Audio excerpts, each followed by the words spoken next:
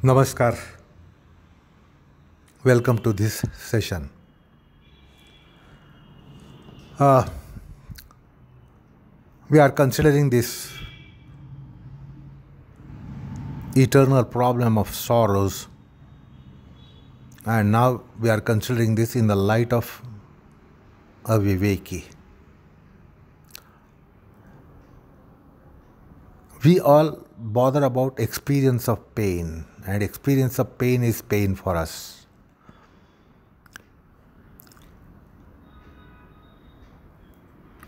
So the pain is always of the nature of experience, and we are dreaded of it. Whereas on a very high hierarchy of consciousness, level of consciousness, the yogi, the jnani, the bhaktan, they are not in sorrows. Yet they want to avoid sorrows. That's a unique thing between we commoners, the mortals, and these adhikari purushas. This is a point that needs to be noted.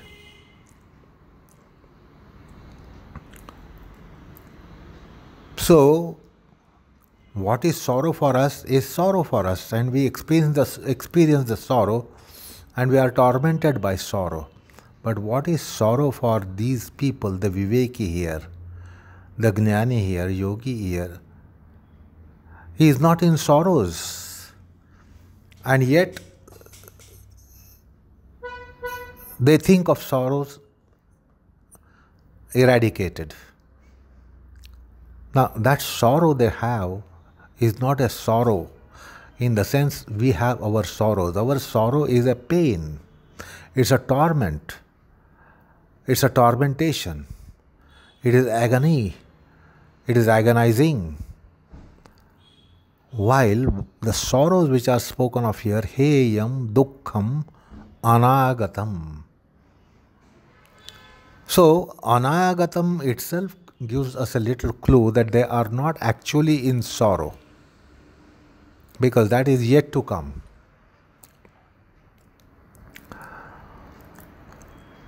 So that gives one clue to us that they are not in sorrows who are giving prominence to eradication of sorrows. The philosophers, the jnanis, the yogis.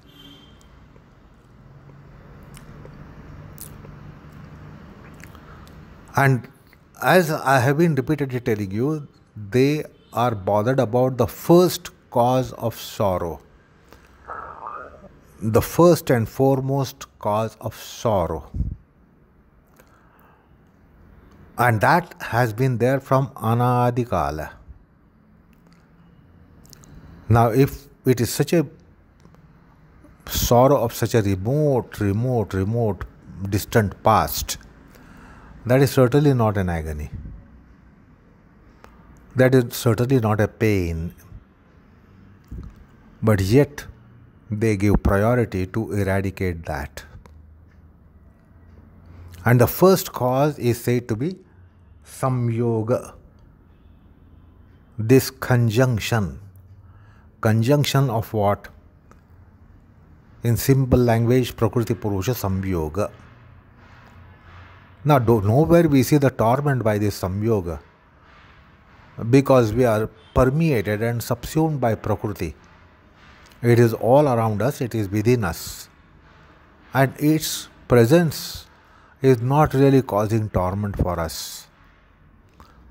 So, Prakriti Purusha samyoga, and then as mentioned here in the sutra, drashta drushya samyoga. Drashta, the seer principle, and the drushya, the seen principle.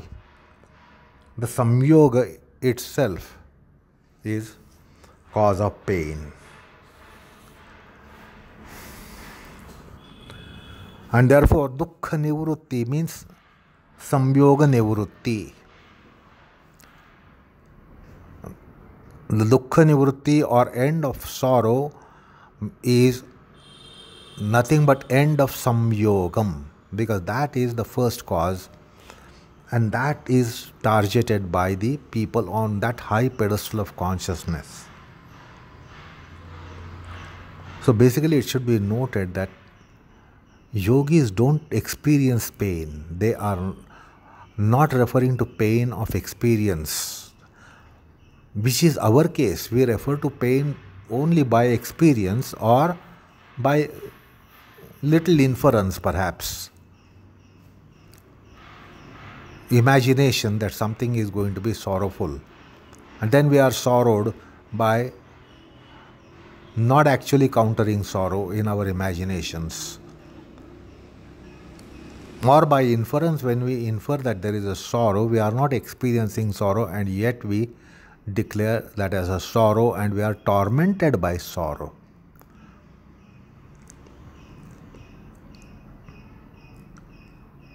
So this samyogam itself is the first cause, and that is what is of concern for a viveki, for a yogi, for a person on that high pedestal of consciousness.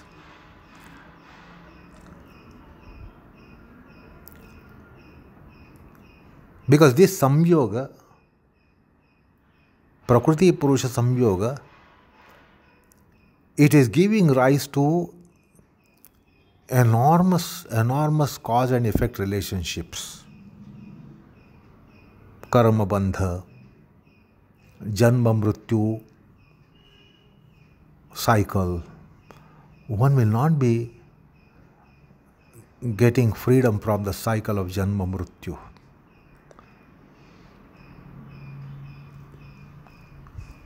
And the Karmabandha, the bondage. The bondage is a problem, and this is not a bondage like we experience in our slavery. Because we only know bondage of the nature of slavery. When we are in slavery, when we are slaves, then only we are tormented. But in bandha, the bondage is of altogether different type.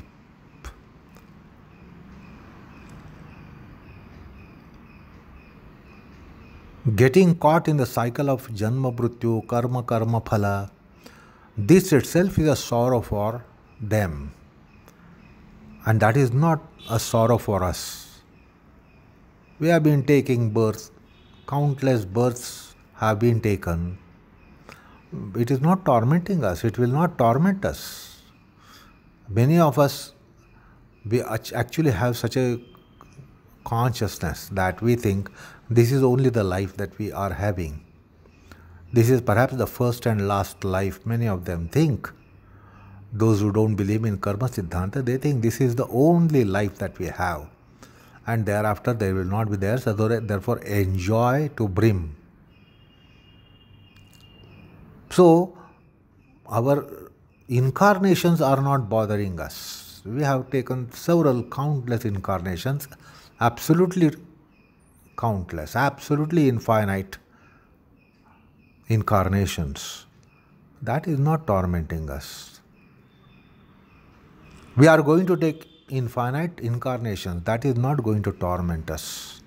We immortals, our torments are a petty radius which we experience here in this life, which is painful, which is sorrowful, which is agonizing, which is tormenting, which is vexing, which is harassing. So physical pains, mental pains, emotional pains, physical sorrows, mental sorrows, emotional sorrows, it's a very limited radius to which we denote as pain and sorrow, dukkham. We are not bothered, it is not dukkham for us for having had countless incarnations, and it's not going to be a matter of sorrow for us to be having countless incarnations hereafter. We are so short-sighted, they just look at our life, one life, because we don't have any memory of our previous lives.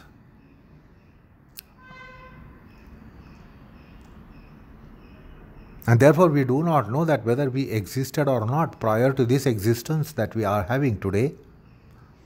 So therefore we have no idea of what is really dukkham. Now this is the dukkham for them because they know that essentially atmatvena, as being so, the self doesn't have all that. So what is the essential nature of the self is that it is immortal, it is birthless, it is deathless, it is casteless, it is creedless, it is genderless, statusless, ageless, etc., etc. But all those attachments are getting to us as if we all have that. That is, we have caste, class, creed, gender, status, age, condition, etc., etc., life and death, etc. So actually our self is really immortal, birthless, deathless, timeless. Nothing can touch it, nothing can afflict it. Now that is actually the essential nature of us, of which we are not aware of. But these yogis on that pedestal are aware of that I am not a body, I am not a physical manifestation, I am eternal self, I am birthless, deathless, casteless, classless, creedless, genderless, statusless, ageless, etc., etc. But all these delimitations seem to be very, very, very true, and they know that these delimitations are false, and they don't like to be in falsehood. We do not know that all these caste, class, creed, gender, status, age is false. But once we realize that it is a falsity, there is a falsity in it, it is faulty, and it is false, then perhaps we will not tolerate. As long as we do not know that it is all false, we don't bother about it. But they know that it is all false. It is because of their level of consciousness that they have attained, and therefore they know that this conjunction is the cause of all this. And they want freedom from that, because it is invariably a bondage. It is rotating us in 8.4 million yonis. We do not know what is going to be our next life, what was our previous life, how many lives, countless lives we are going to be coming and going and coming and going and coming and going and having various kinds of body, from tiniest life form to anything blue whale in the ocean. And then we are appearing and disappearing, coming and going, coming and going and coming and going. This is the traffic that really torments, not in the sense we understand the word torment. Because our torment is torment. We can't say I have a tormentless torment. But theirs is tormentless torment. They know that this is the conjunction which is giving us all kinds of gravities. We are caught in gravities, Karmabandha. Limited being human being, limited being any creature, limited being any life form, taking birth and dying, which has no exception, will be in the cycle of birth and death and birth and death and birth and death and all that comes in between the two. So they want a freedom from that, because self is essentially not the one which keeps on rotating in all the various life forms and is hectically traveling between one life form to another life form, and in each life form it undergoes so many experiences. It is all false.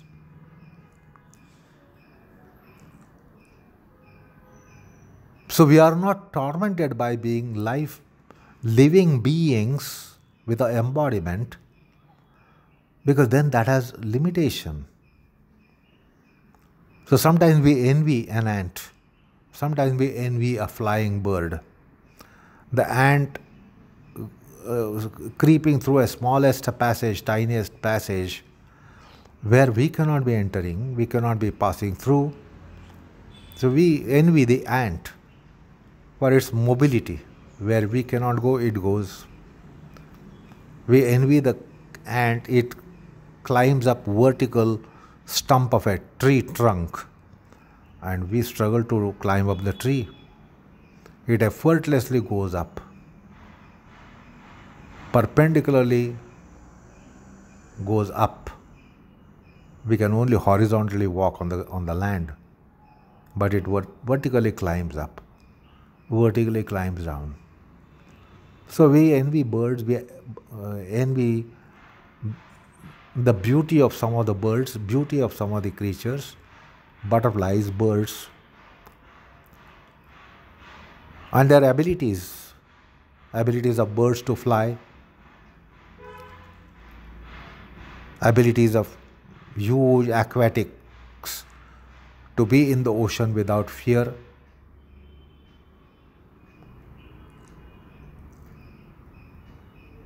We have fear that if we enter the ocean, we might be eaten up by alligator or crocodile or a whale. So there are some very strong animals. We envy the power of lion and power of elephant and power of eagle. So we know how meager powers we have compared to many of the creatures. So every life form has a limitation. By being an ant, there is a limitation of so many things. By being elephant, there is a limitation of so many things.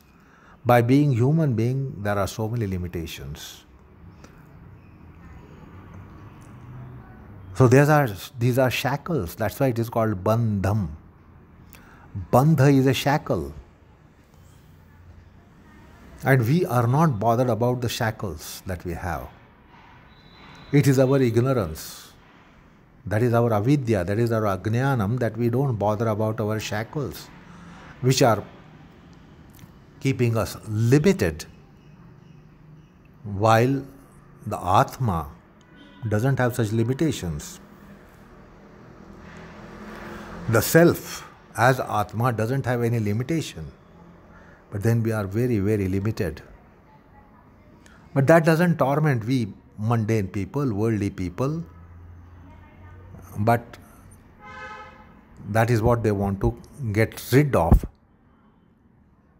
when they are vivekis and the yogis who have climbed up towering consciousness, because they see the reality. I am not what I think of me. I am immortal. Like you come across Upanishadic statement, Aham Brahmasmi, I am that, Tat Tvam Asi. And see in what misery we are lying on a mortal plane. So, we want to go from mortality to immortality. This is the case of wise people. This is not our cherish. Mrutyorma amrutam gamaya. This is not our cherish.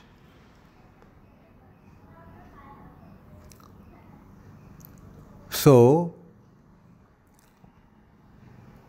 that is their dukkham, which is not the dukkham as is our connotation of dukkha. It's not that they are in sorrows, but that is a sorrow they know.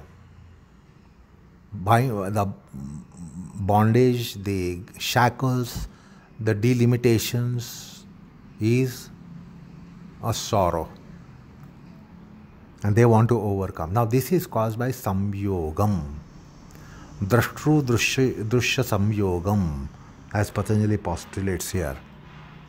And therefore dukkha nivrutti is equal to sanyoga nivrutti, sanyoga nivrutti is equal to dukkha nivrutti. And that would be absolute freedom from any kind of sorrow. That's why it is called moksham, kaivalyam, nirvanam, paramapada. Yad gatva na nivartante tadhama paramam mama. Bhagavad Gita. So that's the Paramadhama. Having gone there, one doesn't have to return. We cannot be restraining our next manifestation, next incarnation. There is no way that we can resist it. We are helpless. Once we are dead, we are helpless to be taking birth. And once we take birth, we are helpless to be dying. We can't say, I've taken birth, but I won't be dying. Or having died, that I won't be taking birth. We are helpless there. Why are we helpless? It is because of the vasanas, it is because of the kleshas, and therefore we are absolutely bound. We don't understand the slavery. We are all slaves of our tendencies, we are slaves of our vasanas, we are slaves of our kleshas, we are slaves of avidya, asmita, raga, dvesha, abhinivesha. We are slaves of our Shukla Krishna karma. We are slaves of our Papa karma, Punya karma, Mishra karma. We are slaves of our tendencies. We are not aware of the slavery. If you become aware of the slavery, you will certainly not like the slavery. You will like to have freedom from slavery. So this is the condition of the yogis who identify this slavery and bondage, which is because of the drashtru drushya samyogam, the first and foremost cause. And therefore they want avidya nasha. If avidya goes, this condition of appearance, disappearance will go. Janma, mrityu, jara, vyadhi, dukkha, all this will go. Where we have no say, but we are absolutely helpless, hapless, hopeless as to how we will incarnate in our next life. It's not in our hands. You might be emperor in this life, but next life you can become maybe a lizard. That's not in our hands. You can become alligator. That's not in your hands. You can become a tiny creature. You can become a one mosquito. You can become a bed bug. Anybody will come and crush you. You are emperor this life, but you do not know what is in your next life. You can be miserable in next life. But we do not know that we are in the chain of lives and lives and lives after lives. And therefore it doesn't torment us, but yogi knows, jnani knows that I will be helpless when I am dead. I will be helpless about taking birth, where and how, etc. Emperor can be destitute in next life, can take birth in a beggar in next life. Beggar can take birth in a emperor's queen's womb, empress's womb. So nothing is in our hands. So it's all a game of gamble in one sense. And therefore, the wise people don't want this gambling, don't want this haplessness and helplessness and hopelessness, having taken birth and then having died. In both the cases, we are helpless, hapless, hopeless. So, this is not a sorrow for us. We don't see our helplessness, haplessness, hopelessness, and our false ego is so much that we feel that there is no helplessness and haplessness and hopelessness in us. We can make others helpless, hapless, hopeless, but we think we are not helpless, hapless, hopeless. This is the ignorance of life, ignorance of jiva, ignorance of jiva. It doesn't know. But one who is realized person knows, and that's why the disjunction is aimed at. It doesn't want the conjunction. The conjunction is the sorrow for him. The conjunction of the drashta, drushya is the sorrow. Again, I repeat, not sorrow in the sense we understand the word sorrow. This meaning will not come in any dictionary. This is a technical term here, dukkham. It's a technical term in philosophy. Dukkham is not sensation of sorrowness or sorrowed condition or painful condition, yet it is a sorrow. And that is going to go only by sanyoga nivrutti. Therefore, dukkha nivrutti is equal to sanyoga nivrutti. And sanyoga nivrutti is equal to dukkha nivrutti. Now, therefore, they want hanopayaha. What is the hanopayaha? Samyak darshanam. Again, this statement comes in Yoga Bhashya. Hanopayaha samyak darshanam. Samyak darshanam means true knowledge, faultless knowledge, complete knowledge, immaculate and complete jnanam, which is called atma jnanam. So once that comes, technically it's also called viveka khyati, it's also called prasankhya in Sankhya, and this samyak jnana is buddhi purusha bheda jnanam.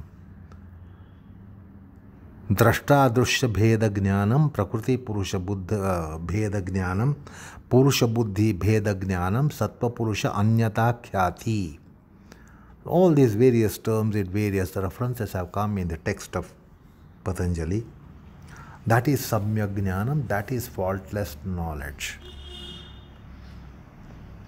So Atma and Atma aviveka will go, and Atma and Atma viveka will come, and that Atma and Atma viveka itself is viveka khyati, that is samyak jnanam, and that is hanopayaha. So Patanjali has also mentioned viveka khyati aviplavaha. Viveka khyatir aviplavaha hanopayaha. What is that means of freedom, which has been just now explained, is viveka khyati with the predicate aviplava. Aviplava means unobstructed, unshrunk. So,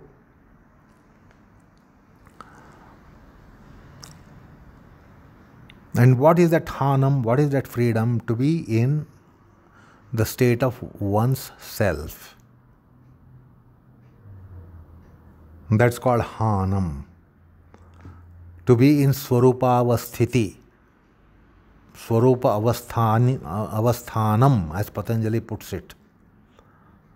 Swarupa pratishtha, as Patanjali puts it in the last sutra of the text. Swarupa pratishtha, to be established in one's self, which is not man, woman, young, old, strong, weak, stupid, intelligent, human, subhuman. All this is with reference to body and mind. That's all Prakriti. So that is the Hanam. And that's why the Chaturvyuha, Heyahetu, Hanam, Hanopayaha. Heyam is anagata dukkham. Heyahetu is a cause of the dukkham. What is the cause of dukkham? Drashtru drushya samyogam. And then Hanam is complete end of sorrows, complete end of bondage, complete end of bandha, atyantika bandha vimukti. That is Hanam. And then Hanopayaha, the means to receive such freedom, such kaivalyam, such moksham, such nirvanam. And that is aviplava viveka khyati. So that's how the fourfold aspect of yoga, Patanjali's text, which is the very centric aspect of Patanjali's text, comes in what we are discussing. We have commenced to discuss in last couple of sessions. We started it, and now we are proceeding in this Chaturvyuha consideration.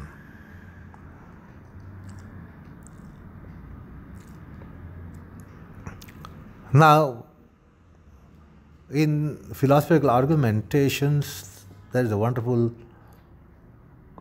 inquiry that crops up. What is this moksham? What is this nirvana? There are so many dimensions to it, so many dimensions to the concept of moksham. It can be explained in so many ways. Freedom from birth and death. Now we think that only we exist when we have birth. We don't understand any existence before birth and without birth. This is our ignorance. We feel that we only exist when we are born, and we do not believe in any existence prior to our birth and without having taken birth. That is not true, because Atma doesn't take birth at all. This is the metaphysics. Atma doesn't take birth. Atma is birthless. The self, Atma Tattva is the self. The self is actually birthless, but we don't feel the self without having taken birth. And when we are dead, we say we are gone. If somebody is dead, we say that is gone. That person is gone, non-existent, which is not true, because the person is already in transmigration to be taking another birth. So we think that to be taking birth is only existence, and not taking birth is no existence, non-existence. This is not true in metaphysics.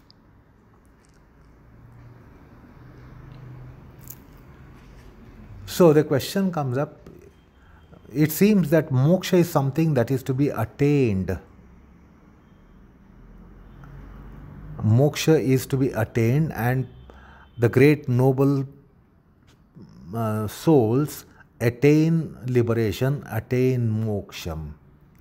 So this is the popular notion that we have about liberation, that moksha is to be attained. So what is not in us is to be attained. We are not free, and now freedom has to be attained. We don't have freedom, the freedom has to be acquired, attained, gotten. Moksha, if it is freedom, it has to be gotten. So we think we are to get something which we don't have. And moksha is not such kind of thing, that what you don't have, you get it. Because there is a problem according to ontology, that if you don't have something, if you get it, it's going to go. What comes will go. What goes will come. What comes will go, and what goes will come. So if the moksha is to be attained, something like that, then that is not also proper, because the moksha also would become impermanent. So therefore what we don't have is not attaining something in hanopaya, in the measures and means to attain hanam. It is not that you have to attain something that you don't have altogether. The non-existent does not become existent. The non-existent freedom doesn't become existent at a point in time when somebody is liberated.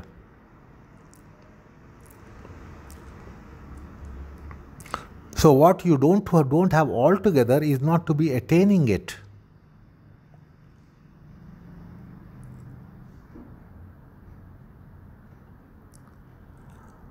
So what is not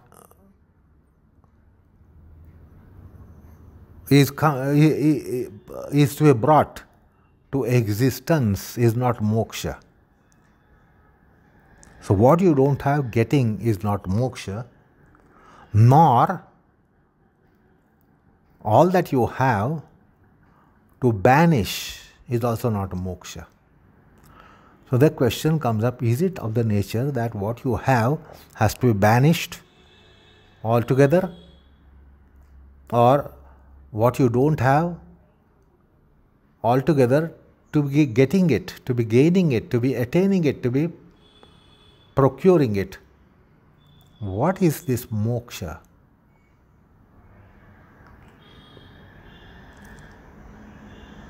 So it is of the neither type. Because if you think that what we have has to be totally annihilated, that means you are yourself you are annihilating. And that is not moksha. And if you don't have moksha at all and now you have to get the moksha altogether new, then that is also not moksha.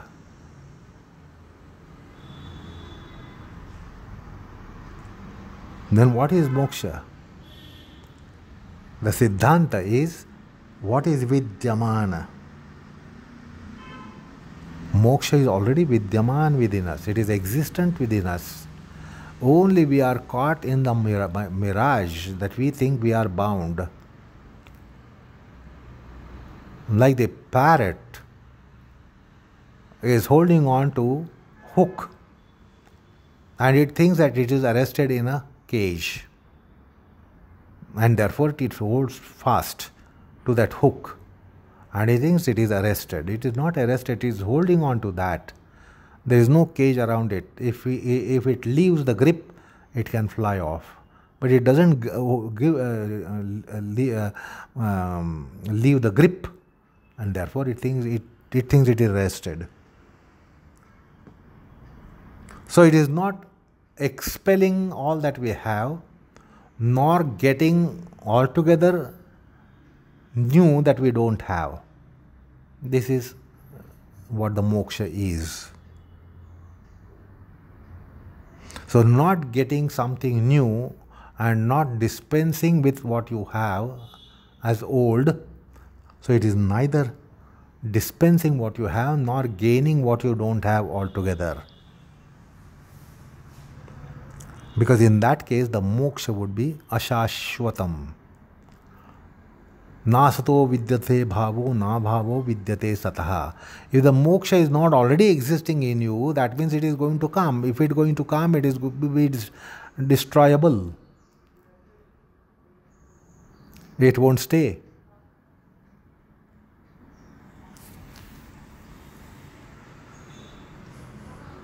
So muktavastha is actually reality. It is actuality within us, but because of our avidya and the shackles, we are in that maya and we feel that we are bounded ones, we are bounded souls. So it is our nescience, it is our avidya, it is our ajnanam. So that's what this moksham nirvanam is to be understood. Otherwise, popularly we have idea that moksha has to be attained. What do you attain in moksha? What you don't have, you attain. Now, if you attain what you don't have, that means it won't stay with you also. Just as you take a birth and you die, it will also come to you and it will go away. So moksha shashwati won't be there. Moksha shashwati, permanence of it won't be there. So therefore it is a unique condition. That is what this avidya is casting a spell on us, that we are not in our essential swarupam. Our swarupam is mukta swarupam. By nature we are mukta, but we have become bound because of avidya, because of ajnanam. So it should be understood that a moksha is not something that is to be attained. If the moksha is to be attained, then there is no moksha shashvatavada. And if you think all that you have is to be eradicated, is to be expelled, is to be dispensed with, is to be relinquished, then there is no Atma Shashvatavad. Because you will eradicate everything that you have, that you are, that means you yourself become non-existent. So there will be Atma Ashashvatavadam on one hand, or there will be Moksha Ashashvatavadam on the other hand. So Darshanikas have taken care to see that both are intact. Atma Shashvati, Moksha Shashvati. That Atma is eternal, Moksha too is eternal. That is, Moksha is already within us. It is only because of the spell of Maya that we feel that we are human beings, we are mortals. Although we are immortals, we think we are mortals. So, that's how this little introduction to the topic that I wanted to give, I have given. So finally, we'll take just an overview on the sutras before we proceed deeper into these Chaturvyuhas. So, Heyam Dukkham Anagatam, 2.16. And 2.17 tells us, Drashtru Drishyayoho Sanyogaha Heyahetu, the cause of the Dukkham. Then 2.25 tells us, Tadabhavat, that is Avidya Bhavat, when the Avidya goes, Vasanas go, Avidya goes, tendencies go, Avidya goes, potentials to be born and reborn goes away. Tadabhavat sanyoga bhavaha. When avidya goes, the samyoga goes. The conjunction goes. When the conjunction goes, that is the freedom, that is the hanam. So we are all putting on a garment of bondage. This is the reality. We are all putting on garment of bondage over it.